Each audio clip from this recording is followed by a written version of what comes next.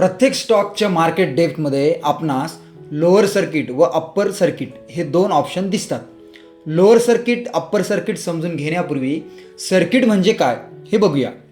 जसं electric circuit breaker असतो, power supply अचानक कमी किंवा जास्त झाला की हा सर्किट ब्रेक होतो व सप्लाय आपोआप बंद होतो, त्यामुळे होणारा धोका टळतो. तसंच शेअर मार्केटमध्येही सर्किट ब्रेकर असतो. मार्केटमध्ये जेव्हा अचानक खूप मोठ्या प्रमाणात चढ किंवा उतार होते तेव्हा हा सर्किट ब्रेक होतो व मार्केट बंद होते. थोडक्यात मार्केटमध्ये अचानक होणाऱ्या मोठ्या व्हॉलॅटिलिटीला हा सर्किट ब्रेकर कंट्रोल करतो. सर्किट ब्रेकर हा दोन्ही दिशेला असतो.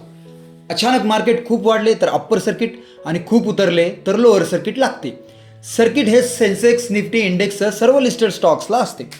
सेन्सेक्स व निफ्टीला 10% सर्किट आहे, तर स्टॉक्सला वेगवेगळे 2%, 5%, 10% तर 20% सर्किट असते. सेन्सेक्स व निफ्टीला सर्किट ब्रेकरच्या 3 स्टेज असतात: 10%, 15% आणि 20%. सर्किट लागले की मार्केट बंद केले जाते.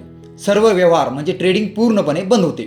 सेन्सेक्स व निफ्टीच्या सर्किट ब्रेकरचे नियम सेबी बनविते, तर इक्विटी स्टॉक्सच्या सर्किटचे नियम स्टॉक एक्सचेंज बनवितात.